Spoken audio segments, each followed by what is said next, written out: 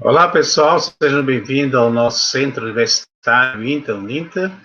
Meu nome é Evandro Cunha e nós estamos nesse percurso estudando as cartas apostólicas, também chamadas de escritos apostólicos, que é um corpus composto de, aliás, é um corpora, né?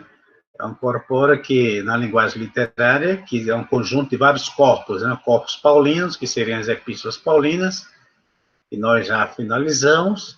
Agora, fizemos também já a epístola de Tiago, e agora nós iremos iniciar as epístolas petrinas, né, de autoria de, Paulo, de Pedro, chamadas o Corpus Petrino, e depois teremos a epístola de Judas, né? E aí estaremos encerrando essa série de epístolas, também chamadas de escritos apostólicos. Lógico, escritos apostólicos também poderia envolver toda a produção literária do Novo Testamento, né? Mas aqui está se falando da produção epistolar. Ok? Mais uma vez, relembramos o óbvio, a necessidade de você ler essas cartas, não apenas deixá-las como um material didático, mas como um material necessário à sua formação e, de preferência, se você já tem uma certa expertise na língua grega, que você pudesse fazer essa leitura a partir do texto grego, né? Isso você pode fazer usando a Bíblia interlinear, depois você pode usar também a Bíblia morfológica, né?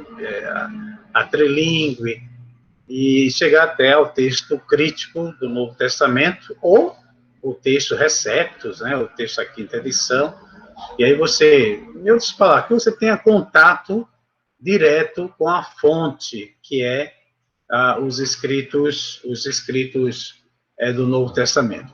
Tá certo? Então, nessa ocasião, nós vamos passar aqui para a epístola de Pedro, né? Aqui as epístolas de primeira e segunda epístola de São Pedro e também epístolas de Judas. Vou fazer aqui uma breve introdução. Essas três epístolas gerais estão agrupadas juntas para consideração devido a várias razões. Primeiro, duas dessas cartas levam o nome do mesmo autor, Pedro. E, em segundo lugar, existe uma relação óbvia entre a segunda São Pedro e a epístola de Judas, que deve ter sido muito cônscia da outra, né? A primeira razão está bem evidente nos versículos introdutórios de 1ª e 2ª São Pedro. A segunda razão é surpreendente, observável quando uma leitura comparativa de 2ª São Pedro 2, 1 a 18 e Judas 3 a 18, está evidente que essas duas passagens são quase idênticas. Então, isso mostra que eles tinham uma relação de proximidade muito grande, né, para poder, basicamente, reproduzir o pensamento do outro. Essas relações serão discutidas sob o cabeçalho de cada epístola. Pessoal, sempre quando a gente vai estudar uma epístola, no caso aqui estamos entrando em um novo bloco, né, de estudo, a gente deve sempre lembrar da personalidade, né? Você deve lembrar daqueles textos que o Novo Testamento falam de Pedro, né, do Evangelho, do livro de Atos, para que assim você construa aquilo que hoje nós chamamos de perfil, né? O perfil psicológico, né? O perfil social, acadêmico. Por formação, a gente sabe que Pedro era um pescador, a gente sabe que Pedro possivelmente... Alguém muitas vezes pergunta, mas como é que Pedro, que era um pescador, aprendeu a falar, ou pelo menos escrever em grego, né? Bem, isso aqui são várias teorias que tem por trás disso aqui, né? Alguns acreditam que a questão do Pentecostes, né, de terem falado em novas línguas, e a Bíblia mostra, né, que os discípulos passaram a falar novas línguas, então não seria problema isso aí, né? Ele teria aprendido pelo Espírito Santo a falar. Agora, entre a fala e a escrita, existe uma diferença grande, né? E quanto à produção escrita, pode ser que Pedro pudesse ditar a carta dele, entendeu? Para um amanuense muito comum na época, né? Como nós já mencionamos, que Paulo fazia isso quando ele estava impossibilitado de escrever com as suas próprias mãos, né? Tá certo? Então, isso aqui. E outro ponto também que não é de se admirar, porque hoje aprender um idioma, a gente liga muito isso a pessoas que têm um certo recurso financeiro, de certo modo.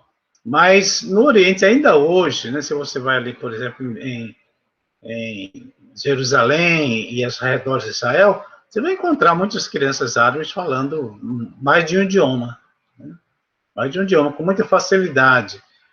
Por quê? Porque já faz, isso significa que eles sejam pessoas letradas, pessoas conhecedoras, mas no dia a dia, a questão comercial, eles aprendiam. E no caso de Pedro, né, pode ser que ele tenha aprendido também, isso não é uma coisa muito remota demais, nem impossível, que Pedro tivesse aprendido os rudimentos da língua grega lá no norte de Israel. Mas isso é uma possibilidade muito pequena. Por que nós sabemos que é pequena? Porque quando eles se apresentam em Jerusalém e fazem aqueles primeiros confrontos, né, com as autoridades judaicas, uma das acusações que as autoridades fazem é que eles são homens de poucas letras. Né? E como é que você identifica uma pessoa de poucas letras? Pela fala, né? Pela fala truncada, né? Pela fala sem nenhuma estrutura refinada da gramática, e por aí vai. Né? Então, essas são possibilidades, embora, volto a repetir, não fosse completamente possível. Outro detalhe também negativo, para que ele soubesse disso antes, é que a presença dos gregos lá trouxe vários prejuízos espirituais e culturais muito grandes.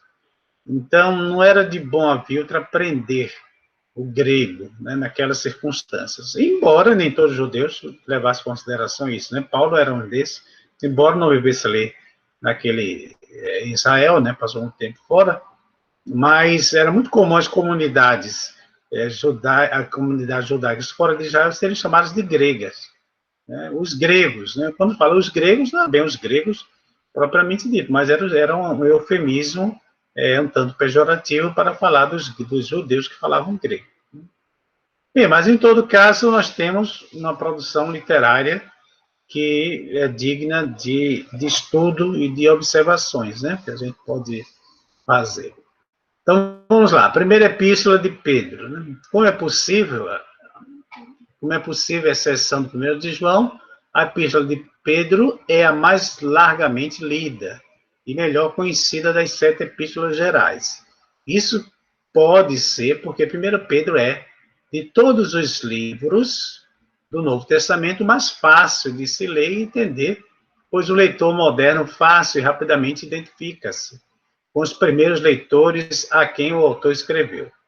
1 São Pedro afirma ser uma carta genuína do apóstolo Pedro, escrita aos cristãos na Ásia Menor, que estavam experimentando tempos difíceis. Esse fato foi mantido pela igreja desde os tempos mais remotos.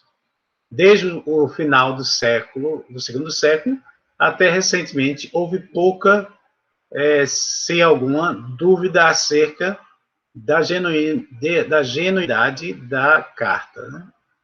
Autoria, evidência externa, nós já falamos, né, que evidências externas são aquelas fontes literárias e arqueológicas, históricas, fora do relato da Bíblia, né, que comprovam a autenticidade. O autor identifica-se como Pedro, apóstolo de Jesus Cristo. Pessoal, 2 minutinhos aqui, deixa eu só deixar o Bible Works aberto aqui. Se a gente precisar dele, a gente faz uso com mais facilidade, né? Agora ficou um pouquinho em cima, mas enquanto ele abre, a gente vai ler. Não existe nenhuma dúvida, nenhuma razão para se duvidar, pois há evidência externa, bem como interna, antiga e convincente, de que o apóstolo Pedro escreveu essa carta. Então, aqui você tem, vocês percebem que eu estou apressando um pouco, né? Porque as outras cartas ficaram um pouquinho longos os vídeos, para não ultrapassar demais o tempo dedicado a essas disciplinas, né? Tá certo? Então, aqui você tem as fontes de Irineu, de Policarpo e etc., falando acerca da autoria petrina, né, dessa carta. Né? Então, mas no geral, é uma carta que não se tem para identificá-la como de autoria de Pedro. As evidências internas, que é, ou seja, do próprio texto, né, a própria abertura, é Pedro, apóstolo de Jesus Cristo, né, que está logo aqui, deixa eu colocar aqui, pessoal, né, Pedro, isso não é dificuldade, escrever, viu, rapidinho aqui, isso não é dificuldade de a gente ter esse programa aqui, pessoal, quando ele fechou, foi só dizer que ele é um bom programa, que realmente as coisas começaram. Pronto, deixa eu abrir de novo aqui, deu algum probleminha aqui. Então, do ponto de vista da crítica textual interna, né, da crítica interna, não há nenhum problema para identificar a autoria de Pedro dessa carta, tá ok? Embora vocês saibam, que eu já mencionei aqui, que havia, na época, essa tendência de você colocar o nome de alguém em uma carta para dar autoridade, né? Mas isso a igreja foi muito criteriosa, fez uma análise muito detalhada, e verificou-se que realmente essas cartas tinham uma origem confiável. E aqui tem todos os textos que você pode comparar com o livro de Atos, etc. Né? A gente está avançando um pouquinho para que essa parte aqui, esse material a gente vai deixar disponível. Volto a repetir que não tem nenhum problema legal, porque esse material, nesse exato momento, está fora de circulação. E aí, até quando ele voltar a circular e ser publicado, eu aconselho você a adquirir esse material, que é do Dr. Hale, né? Brodus David Hale, que é chamado Introdução ao Estudo do Novo Testamento. Tá certo? Já teve 2 edições no Brasil, mas esgotou. Isso mostra que é um bom livro. Esse material, as provas, né, as APs, não são extraídas daqui, viu, pessoal? As provas são sempre extraídas do material didático que vocês já receberam, que está disponível. Isso aqui é um material para que você avance. Né? O nosso centro aqui tem a preocupação que você vá além. O que aparece lá no material é aquilo que é suficiente para você. Se você não tiver tempo de ler esse material aqui, você com outro material, você já recebeu um material suficiente para a sua formação acadêmica superior, tá certo? Agora, se você ler esse material, eu diria assim que você já foi para aquele nível, digamos assim, de especialização, né? Que você já avançou mais, já refinou mais seus conhecimentos, etc.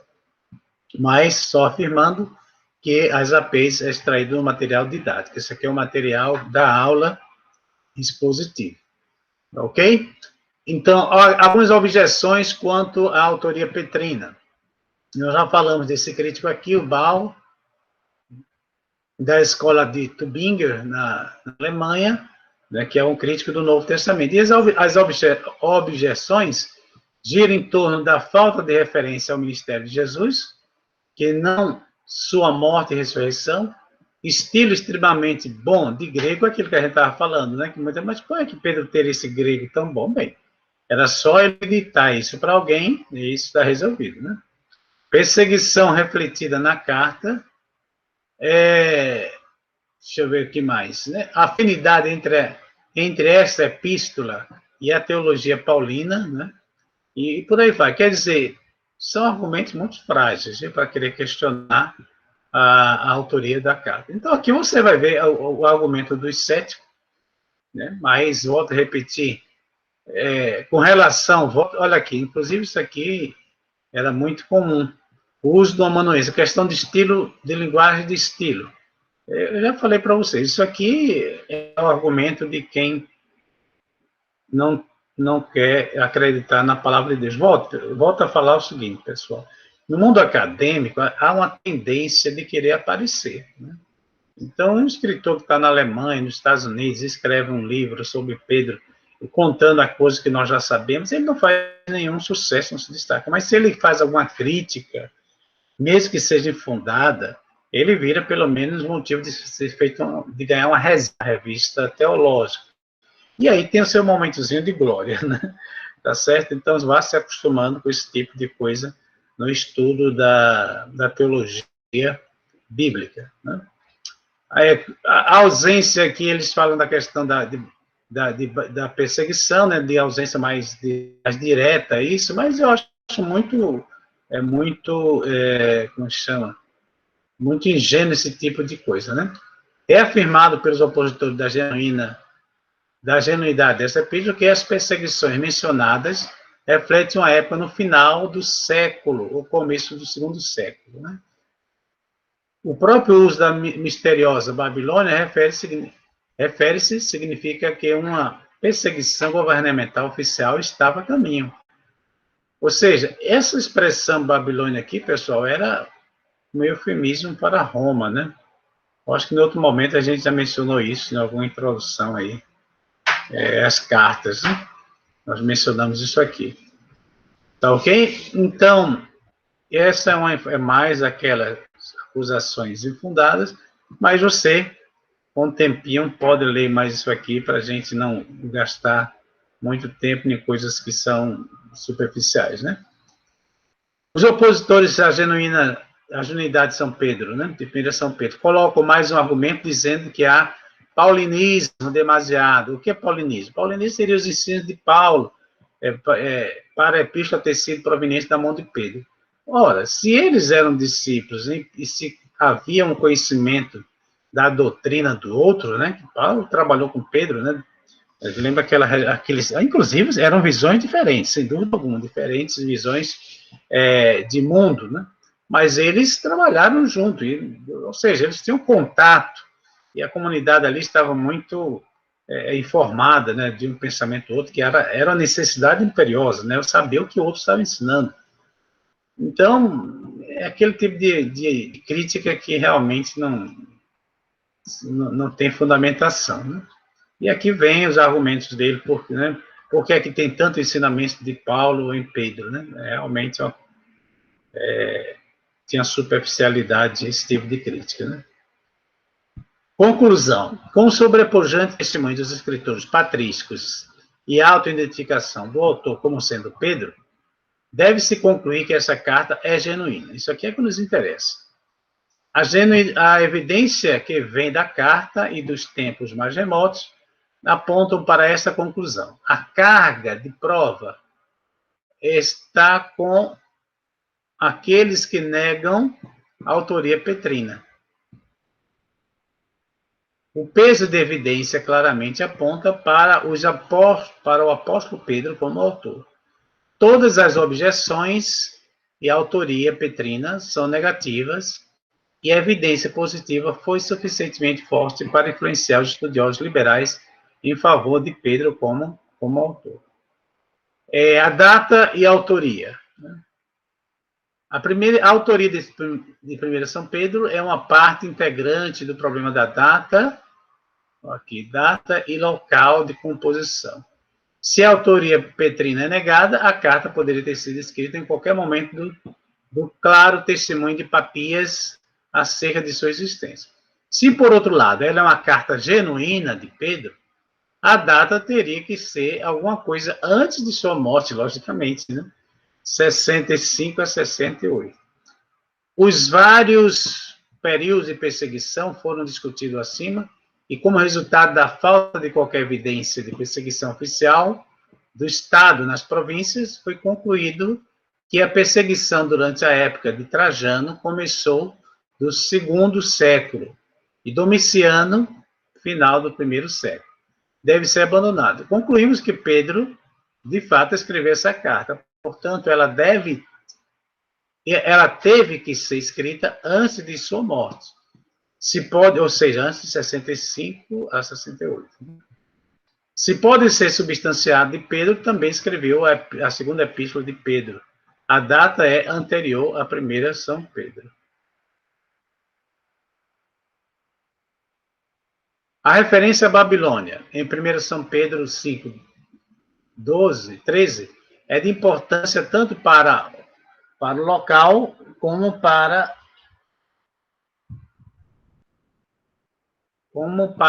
deixa eu ver aqui no parâmetros. como para a data descrita. Duas interpretações são empregadas aqui. Uma terceira identificação como uma Babilônia próxima a Suez, no Egito, é rejeitada, né? Como significante demais para merecer consideração.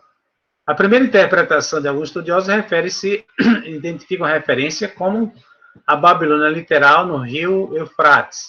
Embora a cidade estivesse em ruína, uma colônia de judeus ainda vivia na área.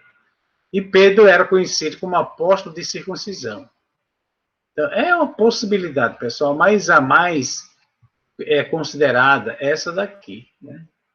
de que Babilônia ali estivesse se referindo a Babilônia. Né? Deixa eu ver mais aqui.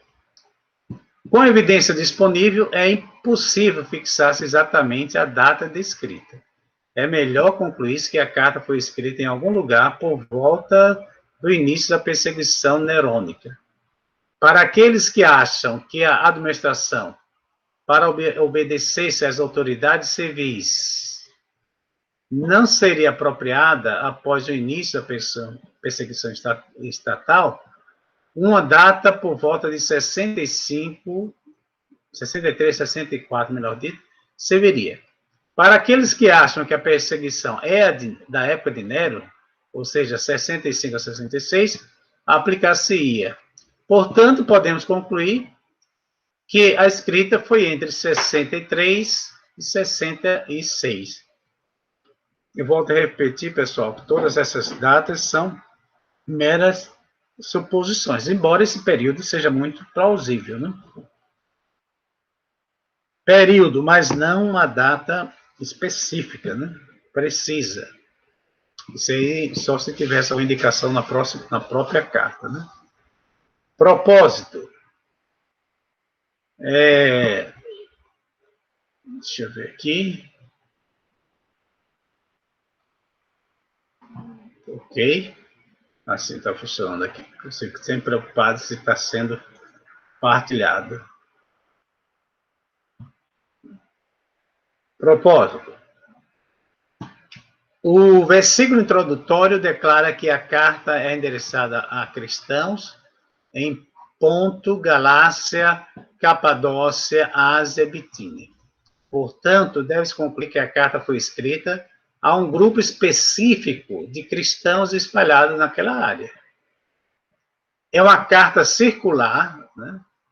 É aquele negócio que nós já falamos aí, a distinção que Cícero fazia, né, entre carta e epístola, né? Carta seria algo mais familiar e epístola teria as mesmas características de uma carta, porém com o propósito de circular. Né? Muito parecida com a epístola de Paulo aos Gálatas. Esses cristãos estiveram sob pressão contínua e o que era comum a todos os cristãos em todo lugar. Eles haviam sofrido e sofreriam ainda mais. Pedro escreveu para encorajá-los em meio a seus problemas, lembrando-lhes de sua viva esperança, que é uma fé em Deus, cujo propósito são conhecidos em Cristo. Esperança é a palavra-chave, eu piso, né? Eu piso. O piso é a palavra para esperança, né? E Pedro exorta seus leitores a viverem de tal maneira a tomarem essa esperança atraente, ou seja, uma esperança que modifica o comportamento da igreja, né? Porque os sofrimentos e perseguições de seus leitores estavam experimentando eram mais um tipo local de opressão do que de uma política oficial do Estado, que parece estar ao largo. As exortações à resistência paciente. Então, isso aqui é importante, pessoal. Pedro dá uma ênfase da necessidade de você ser resiliente, né? Embora essa palavra não seja usada, né? Mas o conceito, sim, né? Durante o sofrimento. Devem ser vistas como sendo conhecidas por Deus e estando sob seu controle. Ele molda o destino daqueles que escolheu, né? Isso aqui é um tema também polêmico, né? Entre os protestantes calvinistas e os não calvinistas. E os sustém através do sofrimento. Ele o permite para prová-los e os vive eternamente. Eles devem tomar como padrão para suas vidas o sofrimento do Senhor Jesus Cristo, que sofreu e morreu por amor à justiça e foi vindicado pelo Pai. Então, a última parte, estrutura e conteúdo, deixa eu ver se isso aqui é a última parte mesmo, creio que sim, né, que geralmente a parte de estrutura é sim. E aí vem o esboço geral. Estrutura e conteúdo. Estrutura. É óbvio que, primeiro, São Pedro canônica é complexa em sua análise. Ela começa e termina com uma carta, mas os aspectos normais, de forma epistolar, referência a lugares e pessoas, não aparecem na seção extensiva. Também a doxologia parece ser o final de um documento, né? Avançando aqui, os conteúdos. Fora os versículos introdutórios, né, e conclusórios, o corpo da epístola pode ser dividido em 3 partes. A salvação, a chamada do crente, submissão, a conduta do crente na sociedade. Pessoal, e aqui entra a questão dessa palavra submissão, que é uma palavra muito importante para Pedro e para Paulo, né? Que é a questão, que é a teologia lá de Gênesis, né? Que envolvia os relacionamentos interpessoais e também políticos, questão do cidadão e o Estado, né? A questão do sofrimento, né? Deixa eu ver aqui, o sofrimento, o disciplinamento, disciplina, né, seria melhor, né, do crente, né? Volto a repetir, né, que foi um americano que escreveu esse livro, pessoal, eu estava morando no Brasil na época, embora tenha sido passado por revisão, mas a gente vê algumas frases um pouquinho estranhas, né? Naturalmente, deve ser observado que os temas gêmeos do sofrimento e esperança, olha aqui, pessoal, isso aqui é interessante, esse binário aqui sofrimento e esperança estão presentes através dessas divisões. Mas para cada uma tem uma ênfase particular em sua relação a estas ideias gêmeas. Os versículos introdutórios identificam o autor, os leitores e contêm as saudações usuais. A primeira divisão fala da chamada do crente por Deus à salvação como uma esperança futura. A segunda divisão mostra a maneira pela qual um crente deve viver diariamente na sociedade, os aspectos, e aí vem a palavra submissão como sendo uma palavra muito importante, né? A terceira divisão explica a necessidade da disciplina na igreja, né? Que numa sociedade pagã resultaria no sofrimento pela justiça. E aqui é muito interessante como se enfatiza a necessidade de resolver questões de relacionamentos e até mesmo de justiça dentro da comunidade cristã para evitar que essas coisas fossem parar nos poderes seculares, né? Seria um mau testemunho e poderia também trazer consequências incontroláveis para a igreja, né? Então, basicamente, isso aqui, pessoal, esses 3 blocos, né, da carta, como vocês podem ver aqui, a palavra esperança, né, é a palavra-chave. Então, aqui você tem uma estrutura formal da carta. A primeira parte, a introdução, a questão da vocação do crente, né, e aqui vem as subdivisões, a conduta do crente e a questão da submissão, né, as relações civis, relações sociais, relações domésticas, e a disciplina do crente, que viria através do sofrimento e, ao mesmo tempo, seria um instrumento pedagógico, né? No mundo, a disciplina também na igreja e a disciplina nos lugares celestiais, e falando aqui praticamente do conflito cósmico, né? Nessa parte aqui. E a conclusão que vai do capítulo 5, verso 12 até o verso 14. E no final, aqui o autor apresenta uma breve bibliografia, como sempre em inglês, que ele era um americano, como nós falamos, e também pelo fato que no Brasil já havia muitas obras mas possivelmente ele não lesse tão bem assim, né? E preferiu fazer realmente uma bibliografia com os textos só em inglês. Tá ok? Este é basicamente o conteúdo básico, né, para que você tenha uma introdução. Perceba que tudo isso são introduções, né? Nem mesmo no curso teológico presencial, no meu caso, né, que eu estudei de forma intensiva, integral, aliás, eram 4 anos, mas era 4 anos de forma integral. Então, nós estudávamos pela manhã, das 7 da manhã, de 7h30, até 12 horas, depois voltávamos para a biblioteca de 2 horas até as 5h30, e à noite ainda tínhamos que fazer alguns trabalhos, né? E mesmo assim, não era possível estudar livro por livro, todo o conteúdo, etc. Não era possível. Mesmo quando a matéria era feita, Daniel, que era uma matéria específica, era uma das poucas, e também Apocalipse, que também era uma matéria específica, mas não dava para estudar tudo. Realmente não era possível estudar tudo. A gente tem que fazer esse estudo pessoal, né? Baseado nessas introduções gerais. Tá ok? Então, ficamos por aqui.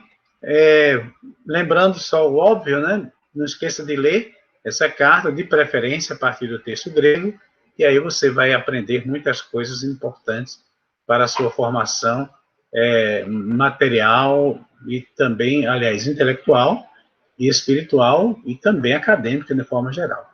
Tá ok? Então, muito obrigado, um abraço e nos veremos em breve.